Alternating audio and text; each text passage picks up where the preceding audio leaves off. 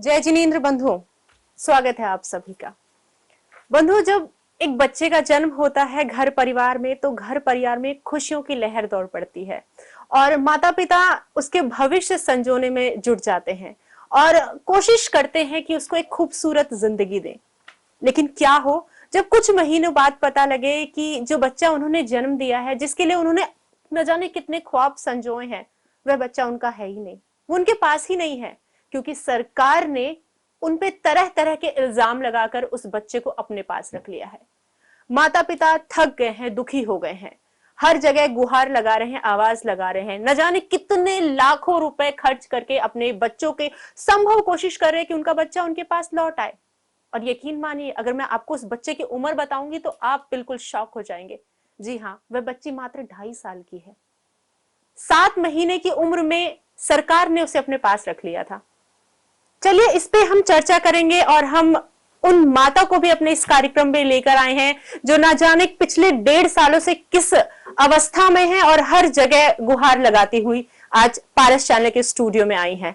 जी हाँ, और एक बात और आपको बता दूं, ये जो घटना हम बता रहे हैं वो भारत की नहीं है, वो घटना है जर्मनी की। कैसे पूरा ये वाकया हुआ, कैसे ये इंसिडेंट हुआ, कैसे उनके जीवन में इस प्रकार का अंधेरा छा गया, आइए उन्हीं से जानते हैं। मैं बात कर रही हूँ भावेश शाह और धारा शाह की छोटी सी गुड़िया जिसका नाम है अरहा, जो इस समय जर्मनी में है और वो पिता भी जर्मनी में है, लेकिन पिता और बेटी को मिलने नहीं दिया जा रहा और माता इंडिया आई है, भारत आई है यहाँ की सरकार से गुहार लगाने के लिए। बहुत पीड़ादायी है उनकी ये कहानी जो हकीकत बनकर उनके साथ जी रही है।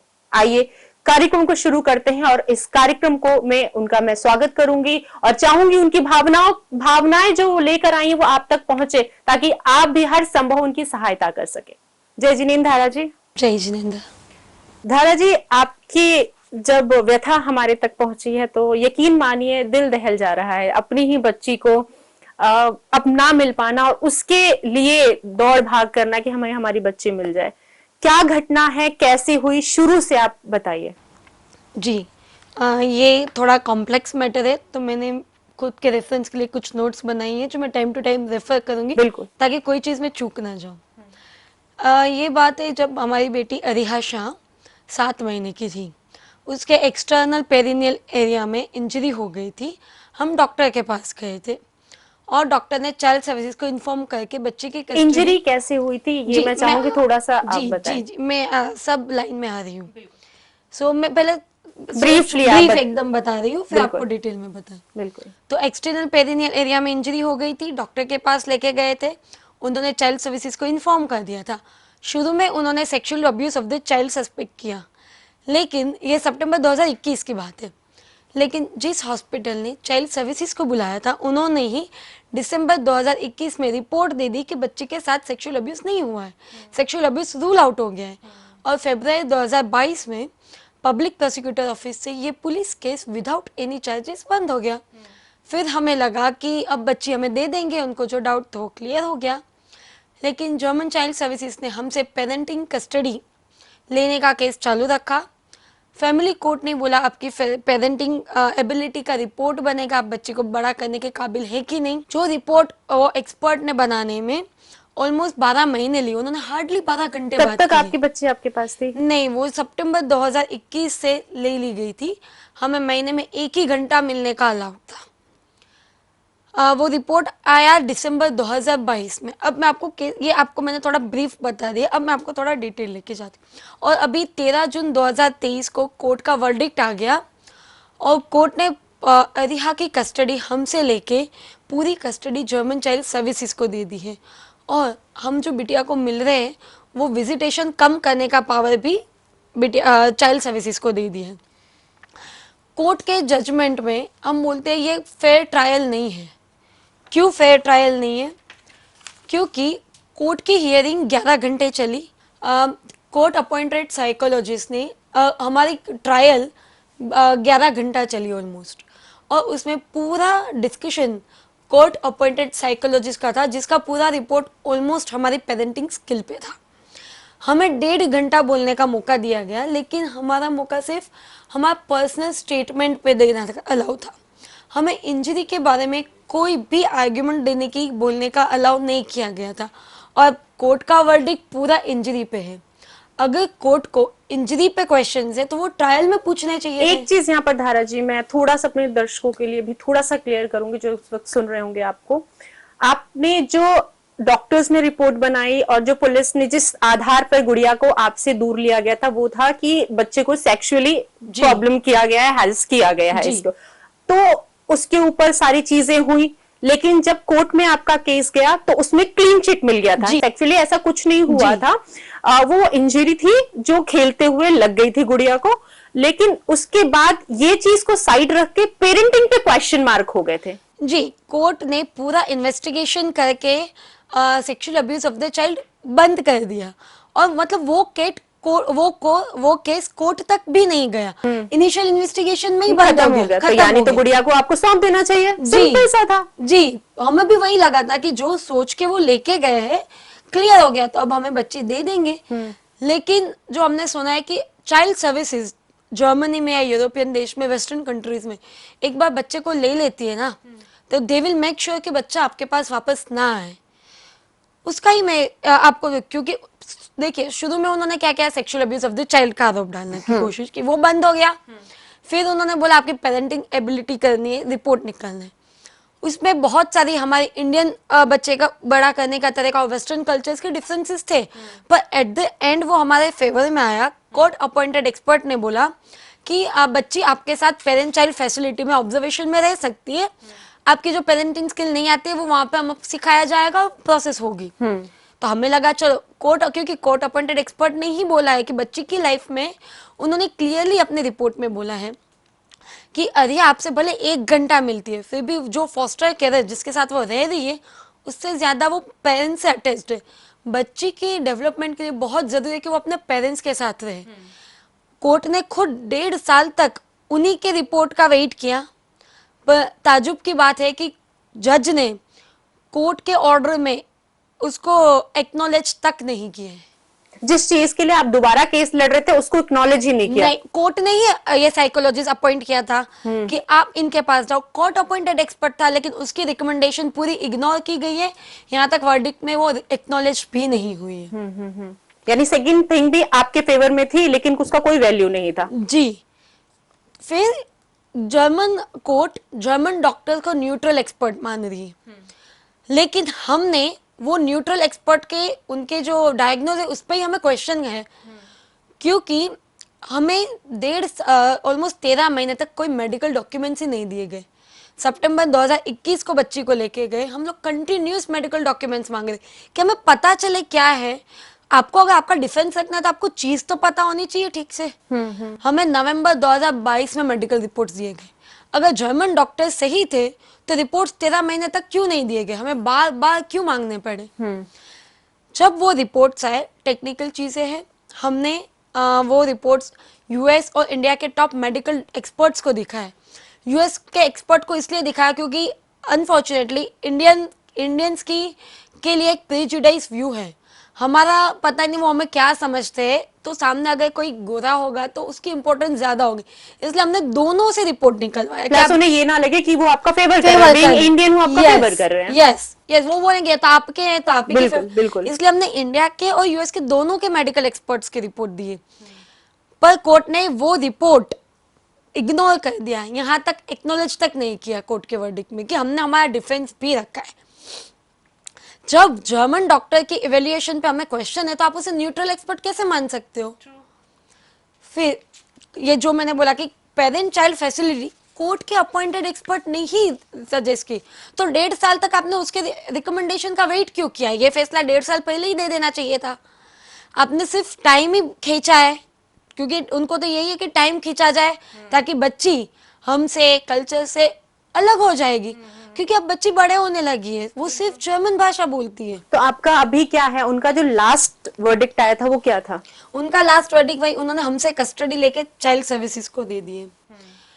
जर्मन डॉक्टर्स को वो न्यूट्रल एक्सपर्ट मान रहे, लेकिन जर्मन डॉक्टर्स के स्टेटमेंट कितने चेंज हुए हैं और उन्होंने कितना मिसडायग्नोज किया है वो मैं बात बताती हूँ। जब हमने 17 सितंबर 2021 को मैंने बेटी के डायपर में ब्लड देखा, तुरंत मैं उसको उसके रेगुलर पीडियाट्रिशियन के 2 सेट्स ऑफ डॉक्टर के पास गए। पहले रेगुलर पीडियाट्रिशियन के पास गए और फिर वहां से उन्होंने बोला सब ठीक है, आपको चाहिए तो एक बार हॉस्पिटल में भी दिखा दो। हॉस्पिटल में गए, वहां पे 4-5 बड़े डॉक्टरों ने देखा, इंक्लूडिंग पीडियाट्रिक सर्जन। सब ने बोला बच्ची को हार्मोनल ब्लीडिंग है, चिंता की कोई बात नहीं, आप जा सकते हो। और बिटिया छोटी थी, अपन वॉलंटरीली हम लोग 5 दिन बाद फॉलोअप चेकअप के लिए गए, बिटिया एकदम ठीक थी।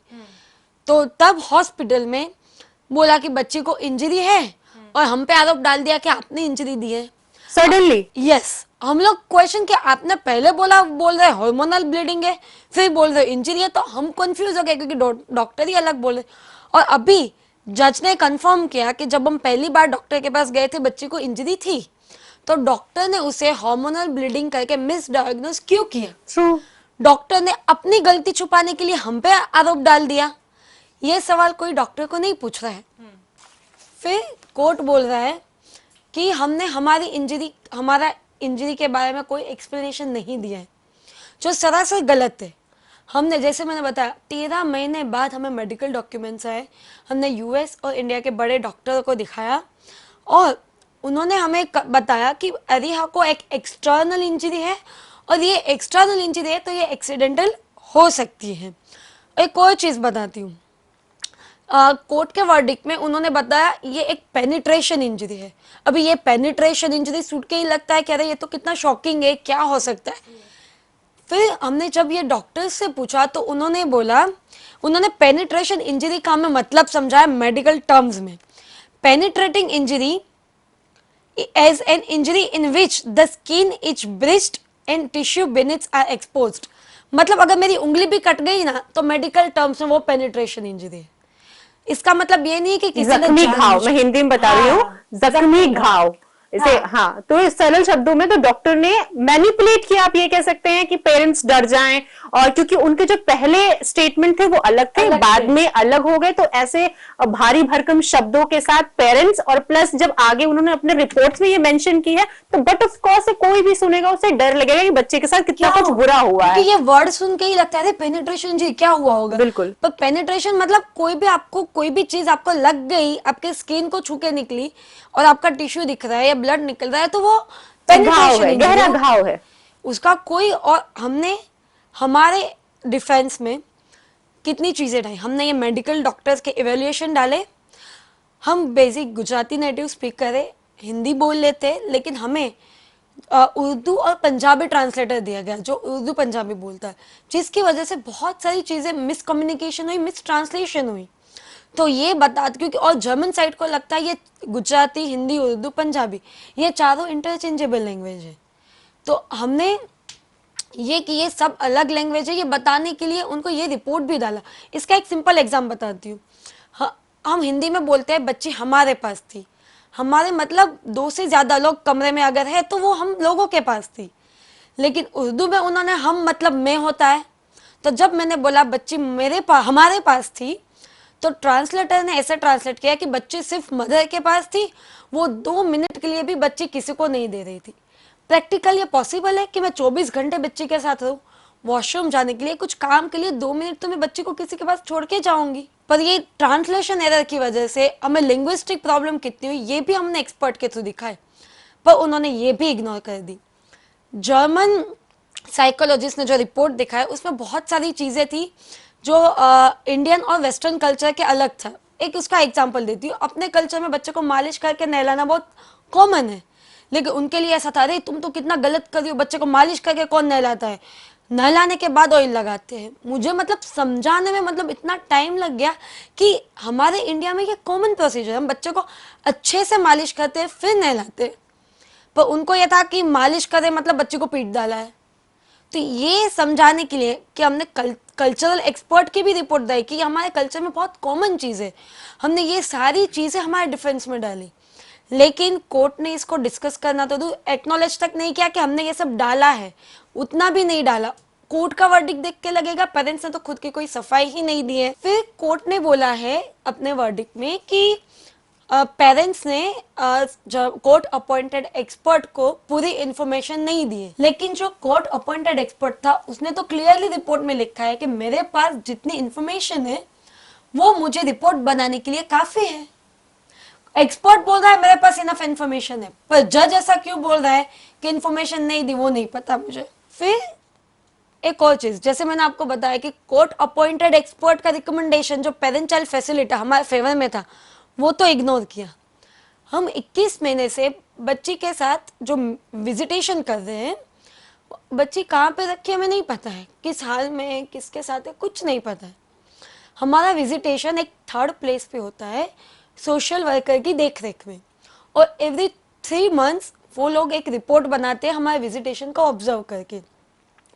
वो रिपोर्ट्स उन्होंने क्लियरली लिखा है बच्ची को पेरेंट्स से कोई रिस्क नहीं है, बच्ची पेरेंट्स के साथ बहुत घुल मिल जाती है, जो विजिटेशन होते हैं वो वार्म और लविंग होते हैं, बच्ची पेरेंट्स के साथ भाग के आती है, मदर जो इंडियन फूड जैन फूड बना के लाती है वो उसको बहुत पसंद है, बच्ची बहुत प्यार से खाती है। और उन्होंने कई बार हमारे विजिटेशन बढ़ाने के लिए रिकमेंडेशन दिए। लास्ट में तो जो अभी अप्रैल या मई 2023 में जो रिपोर्ट आया, उन्होंने उन्होंने यहाँ तक बोला कि आप एवरी विजिटेशन 30 मिनट्स तक बढ़ाओ। लेकिन कोर्ट ने ये जर्मन सोशल वर्कर के रिपोर्ट भी पूरे इग्नोर कर दिए, इसका भी एक्नॉलेजमेंट नहीं है। मतलब हमारे रिपोर्ट्स तो आप इग्नोर कर रहे हो, चलो आप हमारे जो कोर्ट अपॉइंटेड साइकोलॉजिस्ट है, जो German child services appointed social worker है, जो हमें बच्ची के साथ देख रहा है, वो हमें पॉजिटिव रिपोर्ट दे रहा है, लेकिन चाइल्ड सर्विसेज या कोर्ट ने हमें बच्ची के साथ कभी नहीं देखा है।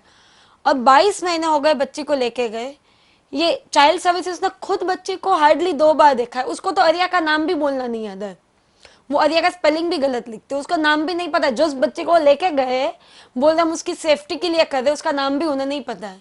कोर्ट की रिपोर्ट में उन्होंने एक जैसे अब मैं इंजरीज पे आती हूँ, कोर्ट ने लिखा है कि बच्चे को हेड इंजरी थी, पहले भी पेरेंट्स के केयर में हेड इंजरी हुई थी। वो इतना बड़ा चढ़ा के बोला है कि बच्चों को skull fracture multiple skull fracture था। हाँ। सो मैंने भी पढ़ा वो जी। जो आपके जो रिपोर्ट्स आ रही हैं उसके अंदर, तो ये कोई इंसिडेंट नहीं हो सकता है, ये इंटेंशनली किया हुआ है सारी चीजें। अभी ये हेड इंजरी के बारे में ऐसे बोल रहे हैं, मैं आपको बताती हूँ।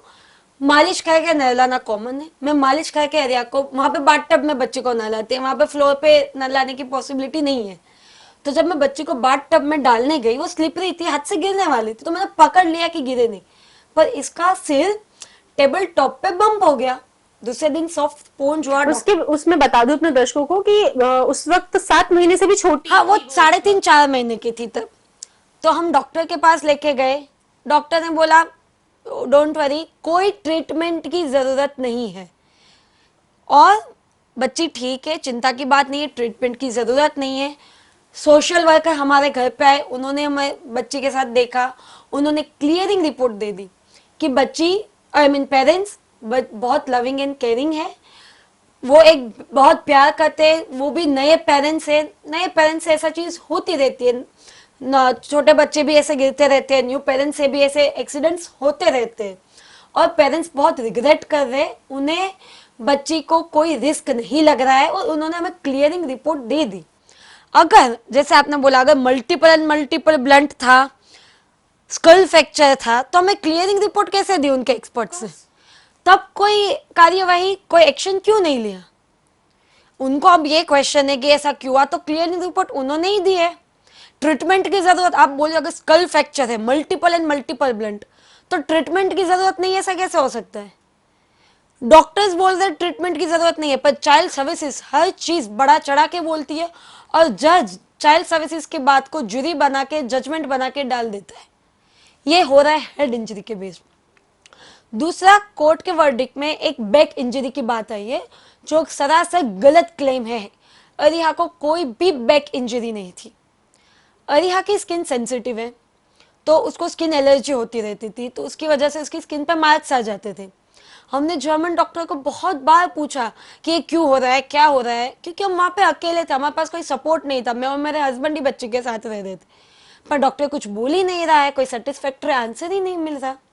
फिर हमने इंडिया में पीडियाट्रिशियन डॉक्टर्स को फोटो भेजे और ट्रीटमेंट करवाई, और अरिहा को वो स्किन सेंसिटिव है, अभी भी है, जो फॉस्टर केयर में वो रह रही थी, वो फॉस्टर केयर ने भी बोला कि अरे को स्किन एलर्जी है, मार्क्स आते रहते हैं, मैं यहाँ पे पीडियाट्रिशियन को दिखाती हूँ, पर डॉक्टर बोलता है कोई बात नहीं। जब सेम चीज के लिए जर्मन फॉस्टर केयर डॉक्टर के पास जाती है तो कोई क्वेश्चन नहीं होता, लेकिन वही स्किन एलर्जी के मार्क के लिए पेरेंट्स जाते हैं तो उन पे आरोप डाल दिया जाता है कि उन्होंने इंजरी खुद पहुंचाई है। सेम चीज है ना, मतलब जर्मन बंदा लेके जा रहा है तो कोई बात नहीं, तो सही है, पर उसके माँ बाप लेके जा रहे हैं तो उन्होंने इंजरी पहुंचाई है। यानी आपको हर जगह से क्लीन चिट मिलने के बावजूद भी आज आपकी बेटी आपके पास नहीं है जी। और इसके पीछे क्या एजेंडा है, क्या पॉलिसीज के थ्रू ये चीजें कर रहे हैं या गवर्नमेंट, जर्मन गवर्नमेंट, पता नहीं लग रहा है। तो कहीं ना कहीं आपके मन में क्या क्वेश्चन आता है, ऐसा क्यों क्यों हो रहा है? मुझे भी सबसे बड़ा क्वेश्चन ये है, क्योंकि उन्हीं के एक्सपर्ट्स ने पॉजिटिव रिपोर्ट दिए, सोशल वर्कर ने दिए, हेड इंजरी के बाद भी उनके ही एक्सपर्ट्स थे जिन्होंने क्लियरिंग रिपोर्ट दिया, सब उनके ही एक्सपर्ट्स है।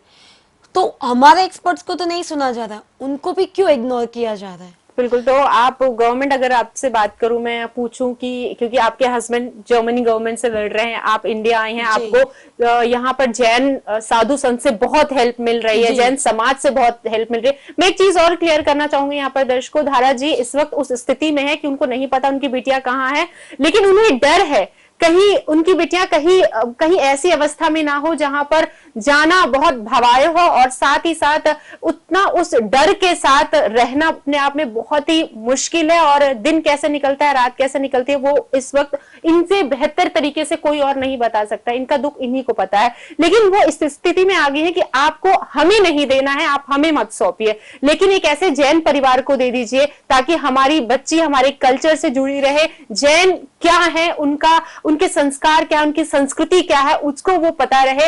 लेकिन किसी ऐसे हाथों में मत दीजिए कि कहीं मेरी बच्ची जो जैन कुल में जन्मी है वो कुछ और संस्कार के साथ बढ़े। जी, हम लोग है ना दो लड़ाई लड़ रहे हैं। एक तो हमारी बेटी को अपने पास लाने की, पर वहां पे जो सिस्टम इतना अनफेयर है, प्रॉपर ट्रांसलेटर नहीं देते, सब इस तरीके से तो कैसे लड़ेंगे? और जब हम हमारे पॉइंट्स रखते तो सुनने में भी नहीं आता, तो हमें पता है वो लड़ाई तो लंबी है, पर बीच में यहाँ पे घिसता कौन है? बच्ची घिस रही है, बच्ची खर्च हो रही है, उसकी जिंदगी, उसका बचपन पूरा बिगाड़ दिया है। आप सोचो, कोर्ट को हम लोग बायस्ड क्यों बोल रहे हैं? सेकंड ट्रायल के बाद जर्मन चाइल्ड सर्विसेज ने बिना कोर्ट ऑर्डर के अरिया को हमसे 7 महीने की लेके एक जगह पे रख दिया था, एक जर्मन ओल्ड लेडी के पास, वहां से उठा के एक चिल्ड्रन सेंटर में डाल दिया है। जनरली ऐसा सेंटर मानसिक रोगों के बच्चे या जो अग्रेसिव बच्चे होते हैं ना, उसके लिए होता है। ऐसा क्यों कर रहे हैं? बच्चे को ऐसी जिंदगी क्यों दे रहे? बच्ची तो बिल्कुल नॉर्मल है, उसको ये तकलीफ क्यों दी जा रही है?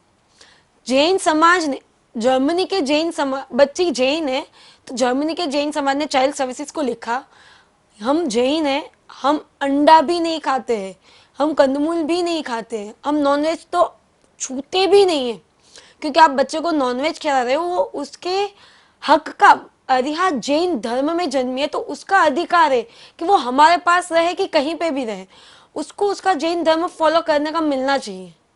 तो जैन समाज ने लिखा कि आप अंडा ना दीजिए, आपको कुछ हेल्प चाहिए तो हम हेल्प कर सकते हैं। चाइल्ड सर्विसेज ने कुछ रिप्लाई नहीं किया।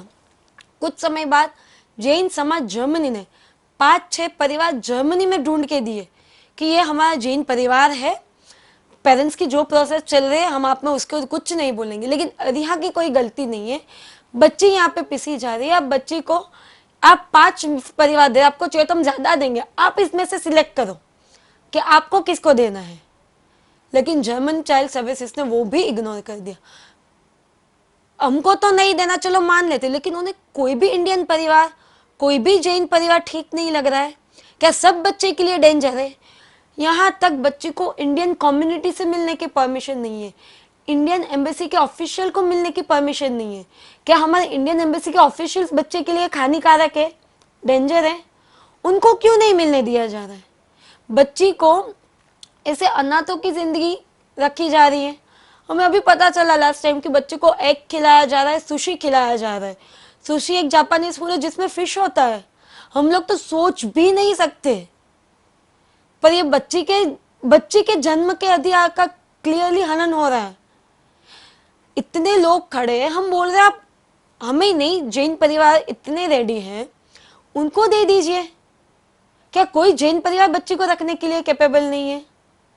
इंडिया में भी बहुत सारे जैन परिवार आगे आए हैं कि हम नहीं चाहते कि हमारी जैन की बच्ची ऐसे अनाथों की जिंदगी वहां पे जी, क्योंकि वहां पे बच्ची का कोई नहीं है। वो तो जैसे जैसे बड़ी होगी उसको तो कलर से ही पता चलता है कि यार मैं तो इनमें से एक नहीं हूँ। उसको कितना मानसिक ट्रॉमा पहुंचेगा। उसको जब बड़ी होगी पता चलेगा मैं यहाँ पर तो मेरा कोई नहीं है, मैं जहां से हूँ इंडिया से मेरा तो कोई कनेक्शन नहीं है, मुझे कोई परिवार क्यों नहीं है, मुझे क्यों ऐसे रखा गया। बच्चे की मानसिक स्थिति पे क्या होगी वो कोई नहीं सोच रहा है। वो बोल रहे हैं बच्चे को रिस्क है। सोशल वर्कर ने क्लियरली लिखा है बच्चे को कोई रिस्क नहीं है। अरिहा ने विजिटेशन में बहुत बार इंडिकेशन दिया है, मम्मा तू साथ चल, मम्मा तू साथ चल, मुझे घर नहीं जाना, मुझे मम्मा पापा के साथ जाना है। बच्ची क्लियर विश अपनी रख रही है, उसे क्यों इग्नोर किया जा रहा है? मैं वापस कोर्ट के वर्डिक्ट पे आती हूँ एक बार। कोर्ट बोल रहा है कि पेरेंट्स ने बच्चे की इंजरी के बारे में कुछ नहीं बोला, जो सरासर गलत है। हमने already medical opinion, medical expert opinion submit कर दिया है। और मैं आप अब ये इंसिडेंट पे पूरा आती हूँ। जब 17 सितंबर को हमने बेटी के डायपर में ब्लड देखा था, हम खुद शॉक हो गए थे क्या हुआ, इसलिए तो हम डॉक्टर के पास भागे। लेकिन डॉक्टर ने हार्मोनल करके भेज दिया और बाद में जब लेके गए तो बोला इंजरी है। जब हमें पूछा कि बच्चे को क्या हुआ होगा तो हमने बोला कि जिस दिन मैं फर्स्ट टाइम डॉक्टर के पास आई थी 17 को, उसके अगली रात अरिया को डायपर रैशेज की प्रॉब्लम थी, स्किन सेंसिटिव है तो बिना डायपर के रखती हूँ। और वो तब वो स्टेज पे थी, 7 महीने की थी कि सब चीज़ें पकड़ पकड़ के खड़ी खड़ी होती है और बैलेंस लूज होता है, गिर जाती है। तो मैंने बोला डायपर के बिना थी तो तब खिलौने और सारी चीज़ें रहती थी, कोई चीज़ लग गई होगी। डॉक्टर से बोला नहीं ऐसे नहीं लग सकता है। फिर कुछ हफ्तों बाद हमें पता चला कि मेरे इन लॉज वहाँ पे आए हुए थे, तो दादी ने बताया कि वो एक एग्जामिनेशन करने गई थी बेटी का, जिसकी जब हम घर पे नहीं थे दादी की केयर में छोड़ के मैं और मेरे हस्बैंड बाहर वॉक पे गए थे, बच्ची उठ गई थी और उन्होंने एग्जामिनेशन करने की कोशिश की, तब उनसे एक्सीडेंटली लगा होगा। तो जब हमें ये पता चला हम बहुत दादी पे गुस्सा हुए कि आपने क्यों एग्जामिनेशन किया, क्या हुआ, क्या ज़रूरत थी, आपने हमें क्यों नहीं बताया। तो उन्होंने बोला कि वो जब डायपर चेंज कर रही थी तो उन्हें याद आया कि किसी एस्ट्रोलॉजर ने उन्हें बोला था कि बच्चे को इन्फेंसी में कोई ब्लीडिंग की तकलीफ हो सकती है। तो उनका इरादा सिर्फ देखने का था, पर शायद बच्चे को उसके बाद वो हड़बड़ाहट में इंजरी हो गई होगी। हमें जब ये पता चला हमने हॉस्पिटल को ये भी बताया, लेकिन हॉस्पिटल बोले कि नहीं ऐसे नहीं लग सकता है।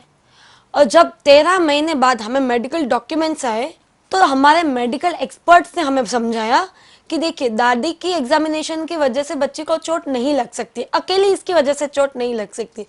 जैसे आपने बताया कि बच्ची को बिना डायपर के रखा था तब उसे कोई खिलौने से चोट लग गई होगी, जब दादी ने एग्जामिनेशन किया तब उससे चोट बढ़ गई होगी। और तीसरी चीज उन्होंने जो मेडिकल डॉक्यूमेंट्स देख के बताई वो क्या था, जर्मन डॉक्टर्स ने 7 महीने की बच्ची पे कितने बड़े बड़े इन्वासिव एग्जामिनेशन किए हैं, वजाइनोस्कोपी, यूरेथ्रोस्कोपी, क्रिस्टोस्कोपी, पता नहीं कितने बड़े बड़े जो जनरली किसी भी बच्चे का नहीं करते। तो ये तो 7 महीने की बच्ची है, इसकी वजह से भी इंजरी बढ़ी हुई हो सकती है। और पर हमारी ये सारी चीजें इग्नोर कर दी गई। और एक बात बता दूं, हमारे डॉक्टर ने तो बोला ये एक्सटर्नल इंजरी है, लेकिन जर्मन डॉक्टर्स ने भी कबूल किया कि यस बच्ची को कोई इंटरनल इंजरी नहीं, बच्ची को सिर्फ एक्सटर्नल इंजरी है। तो अगर ये एक्सटर्नल इंजरी है तो एक्सीडेंटल हो सकती है। और इसको रेफरेंस देने के लिए हमने 30+ मेडिकल एविडेंस में जो पहले ऑलरेडी ऐसे बच्चों को, बेबी गर्ल या बेबी बॉय को मेडिकल हिस्ट्री में ऐसी एक्सटर्नल इंजरी हुई है, ऐसी रिपोर्ट भी हमने सबमिट की है कि ऐसा केसेस पहले भी मेडिकल जर्नल्स में रजिस्टर्ड है। लेकिन जैसे मैंने बोला कोर्ट जैसे सिर्फ एक ही पक्ष की बात सुनना ही नहीं था, उन्हें बस ये था कि हमें बच्चे की राइट। कस्टडी पेरेंट्स को देनी ही नहीं है। और ये सिंपल सा क्लियर चीजें आप सभी को यहाँ पर समझ में आ गई कि जितनी भी चीजों की हमने उनसे रिपोर्ट मांगी थी सब कुछ पेरेंट्स के फेवर में थे, बट स्टिल कोई उसका कुछ भी पॉजिटिव साइन हमें पेरेंट्स को नहीं देखने को मिला। और अब बच्ची यहाँ से वहां सिर्फ पार्सल हो रही है, और ये तक वहां से रूल निकल गया है कि अगले 16 ईयर्स तक अगर कोई पेरेंट्स अडॉप्ट करता है जर्मनी का तो वो उनको दे दिया जाएगा, अदरवाइज तो अभी ये सारी पावर चाइल्ड सर्विसेज के पास है, वो बच्चे चाइल्ड के साथ सर्विसेज कुछ के भी कर पास। सकते हैं। बिल्कुल। तो बिल्कुल मैं ये ट्रायल को ना, मैं तो सिर्फ दिखावे की ट्रायल बोलूंगी कि ये सब उनको एक ही पक्ष की बात सुननी है, दूसरे पक्ष को बोलने का ही मौका नहीं दे रहे हैं, तो आप ट्रायल कैसे बोल सकते हो? बिल्कुल, जब वहां पर आप लोगों की बात ही नहीं सुनी जा रही है तो उसका कोई लॉजिक नहीं है। तो इंडिया में यहाँ पर आज इस कार्यक्रम के माध्यम से आज जैन समाज का ये सबसे बड़ी नींव है पारस टीवी चैनल, जहां पर हम हमेशा सकारात्मक खबरें फैलाते हैं ताकि आपको ज्यादा से ज्यादा चीजें और जानकारी मिल सके कि कौन से पॉजिटिव चीजें हो रही हैं जैन समाज में। और आज ये इससे बड़ी चीज नहीं हो सकती कि इस प्लेटफॉर्म पे अगर हमारे साथ सारे जैन कम्युनिटी जुड़ती है, सिर्फ जैन ही नहीं कहूंगी, अजैन कम्युनिटी भी हमारे साथ ये प्रोग्राम देख रहा है और इस माता की पीड़ा को सुन रहा है, तो मैं चाहूंगी आप सभी आगे आइए और अरिहा को वापस लाने के लिए हमारी इस लड़ाई में हमारा साथ दीजिए, क्योंकि गवर्नमेंट भी कहीं ना कहीं हमारे सपोर्ट कर रही है। गवर्नमेंट ने रिसेंटली 2 जून को एक क्लियर पब्लिक स्टेटमेंट दिया कि अरिहा एक इंडियन सिटीजन है, उसने तो जर्मनी में कोई क्राइम नहीं किया है, तो उसे जर्मनी जबरन क्यों रख रही है? गवर्नमेंट ऑफ इंडिया ने बोला हमने यहाँ पे जैन परिवार ढूंढ लिया बच्चे के लिए, आप बच्ची हमारी भारतीय बच्ची हमें सौंप दीजिए, हम यहाँ पे किसी अच्छे जैन परिवार को ढूंढ के दे देंगे। क्योंकि हम नहीं चाहते कि बच्ची जैन परिवार में जन्मी हो, वहां पे नॉनवेज खाते हुए अनाथ की जिंदगी एक ऑब्जेक्ट के जैसे ट्रीट हो, एक जगह से दूसरी जगह पार्सल हो। हमारा समाज हम तो जीव दया वाले हैं, हम लोग तो किसी को भी ऐसे किसी को भी दुखी नहीं देख सकते, तो हमारी जैन की बच्ची को रखने के लिए पूरा समाज आया हुआ है। समाज ने पूरा दिया, भारत सरकार ने भी बोला है कि हम भारतीय बच्ची है, हम उसका ध्यान रखेंगे, लेकिन जर्मन चाइल्ड सर्विसेज नहीं सुन रहे। अब ऐसा है कि बच्ची के पास वक्त नहीं है, अभी जितना जल्दी हो उतना जल्दी बच्ची को इंडिया लाना है। मैं तो ऐसे देखती हूँ कि अभी भले हमें नहीं दी गई है, पर जर्मनी में तो अब कोई कोर्ट प्रोसेस नहीं चालू है। भारत सरकार के लिए इजी है जब ये केस में पूरा डिप्लोमेटिक वे से इंटरवेन करे और अरिया को जल्द से जल्द भारत लाए। पहले भी भारत सरकार ने ऐसा किया है, नॉर्वे के केसेस में, यूएस के केसेस में। रिसेंटली हमने मूवी देखी है मिसेस चैटर्जी वर्सेस नॉर्वे, बच्चे की क्या हालत होती है, और तब हमारे भारत सरकार ने बच्चे को वहां पे भी ऑर्डर दे दिया था कि बच्चा हमेशा फॉस्टर केयर में रहेगा, लेकिन हमारे भारत सरकार ने स्ट्रांगली इंटरवेन करके एरिया को इंडिया लाया। तो यहाँ पे भी मेरी भारत सरकार से यही दरखास्त है कि उसे इंडिया लाया जाए, क्योंकि फॉस्टर केयर किसी भी बच्चे के लिए अच्छा नहीं है। जर्मनी में भी ये रूल है कि वो कोई बच्चे को माँ बाप से लेते हैं ना, तो उसके समाज के लोगों को, उसके परिवार के लोगों को देते हैं। तो मेरी बच्ची के साथ ये अन्याय क्यों हो रहा है? उसको क्यों उसके समाज के लोगों को, उसके परिवार लोगों को भारत में नहीं सौंपा जा रहा है? क्योंकि वो इंडियन बच्ची है। बिल्कुल बिल्कुल बिल्कुल। तो हम चाहेंगे कि अगर आप प्रोग्राम देख रहे हैं तो आप भी प्रे कीजिए, दुआ कीजिए, और इस लड़ाई में जो अरिहा को वापस लाने के लिए उनके माता पिता, इनके परिवार जन एक साथ एकजुट होकर लड़ रहे हैं, और न जाने कितनी मुसीबत सहे हैं। 7 महीने की बच्ची गई हुई आज 2.5 साल हो गए हैं, लेकिन बच्ची को वापस नहीं दिया। न जाने किस स्थिति में होगी, उसकी स्थिति हमें सुधारनी है। मिलकर आगे आएंगे और जैन समाज जो जीव दया का प्रतीक है, जो हमेशा सर्वोपरि रहता है दूसरों के हित के लिए, आज जरूरत है आपके साथ की। तो हमारे साथ दीजिए और धारा जी की इस लड़ाई में इनका साथ दीजिए। मैं आपके माध्यम से एक ही रिक्वेस्ट करूंगी, आप प्लीज मोदी जी को रिक्वेस्ट कीजिए, मोदी जी, भारत की एक छोटी सी बच्ची जर्मनी में फंसी हुई है, सिर्फ आप ही वो बच्चे को वो नरक से निकाल के वापस ला सकते हैं।